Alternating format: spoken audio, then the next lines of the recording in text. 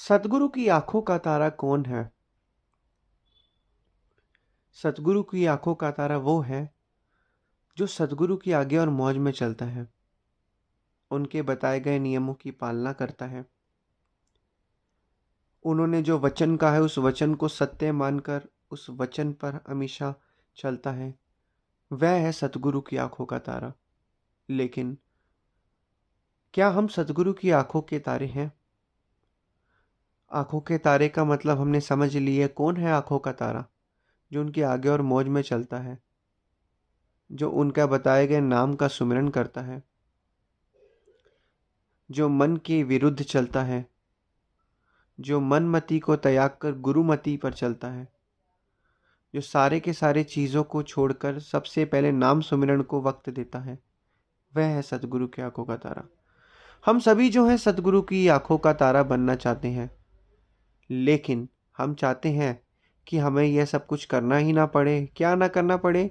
नाम सुमिरन ना करना पड़े, भजन अभ्यास ना करना पड़े, बस हम जो है सतगुरु की आंखों के तारे बन जाएं। ऐसे तो नहीं होता। जिस तरीके से एक संतान जब अपने माँ बाप के आगे और मौज में चलते हैं, उनका हर एक कहना मानती हैं, तो माँ बाप भी बहुत खुश होते हैं और प्रसन्नता से जो संतान को जो चीज़ चाहिए होती है उसे वो लेकर देते हैं और हमेशा अपना आशीर्वाद उस पर बनाए रखते हैं और हमेशा यही चाहते हैं कि हमारी संतान हमेशा खुश रहे, क्योंकि वह संतान जो है अपने माता पिता की आज्ञा में चलती है और अंत में वही उस सच्चे सुख को प्राप्त करती है। कौन सा सुख?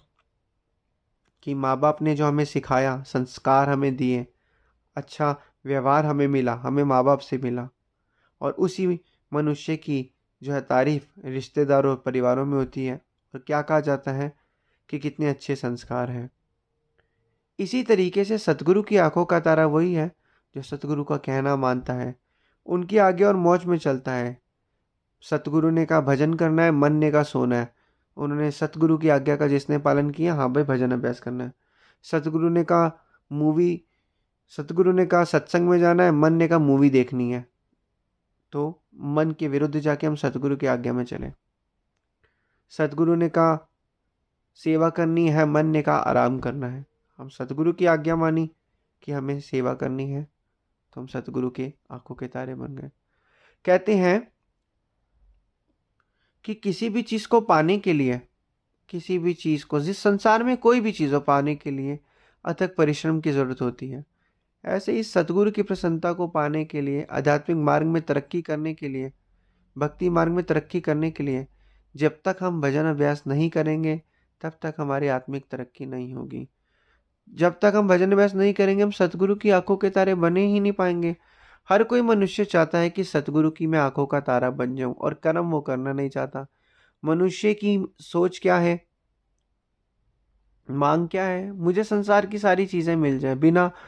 अब खुद ही समझदारी वाली चीज है कि एक परिवार के अंदर दो बच्चे हैं, एक बच्चा जो है अपने माता पिता की आज्ञा में चलता है, दूसरा माता पिता की आज्ञा में नहीं चलता। तो माता पिता, हालांकि माता पिता के लिए तो दोनों संतानें बराबर ही हैं, लेकिन सबसे ज्यादा माता पिता किसकी इच्छा को पूरा करेंगे? हालांकि माता पिता दोनों की इच्छा को ही पूरा करते हैं, लेकिन ध्यान से देखा जाए माता पिता के दिल में तो वही पहले आएगा ना, बच्चा जो उनकी आज्ञा में चलता होगा। तो इसी प्रकार सतगुरु की भक्ति तो सारे ही कर रहे हैं, कोई मन से कर मन कोई मन के तरीकों से कर रहा है, लेकिन असली कौन है? जो सतगुरु के हिसाब से, सतगुरु की अनुसार जो है चलकर, उनकी आज्ञा और मौज के अनुसार चलकर जो है भक्ति कर रहा है। लेकिन मनुष्य समझ ही नहीं पा रहा। मनुष्य चाहता है कि मैं संसारिक चीजें प्राप्त कर लूँ, सतगुरु से मांग लूँ और मुझे सब कुछ मिल जाए। मिलेगा, जरूर मिलेगा, लेकिन पहले किसको मिलेगा? सतगुरु उसे पहले देंगे जो उनकी भक्ति कर रहा, आगे और मौज में चल रहा है, या फिर उसको पहले देंगे जो अपनी मनमति के अनुसार चल रहा है? कभी मन किया तो भक्ति कर ली, कभी मन नहीं किया तो भक्ति नहीं की। सारा संसार भूला है। संसार जो है गफलत की नींद में सो रहा है, संसारिक चीजों को सच मान चुका है, जो कि सब कुछ झूठ है। पैसा सिर्फ कागज का एक टुकड़ा है। संसार में निर्वाह के लिए जरूरत है, लेकिन मन के अंदर फंसाना जो है बेवकूफ़ी है। मकान ईंटों का मकान है।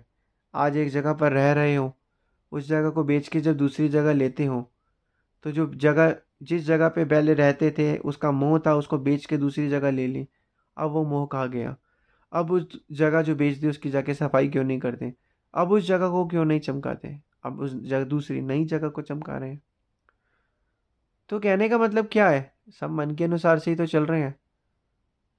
जब तक साथ होता है तो मनुष्य मनुष्य के साथ प्रेम होता है। जब साथ खत्म, मतलब खत्म, तो मनुष्य का उससे प्रेम ही खत्म। उसकी तरफ आंख उठा के दोबारा देखता ही नहीं है। ये है संसार की फितरत। लेकिन सतगुरु क्या चाहते हैं? सतगुरु तो यही चाहते हैं कि आंखों का तारा बहुत प्यारा। और वो कौन है प्यारा? जो सतगुरु की हमेशा मौज में चलता है, वही है सतगुरु की आंखों का तारा। मिलेगा, सबको मिलेगा, लेकिन सबसे पहले किसको मिलेगा?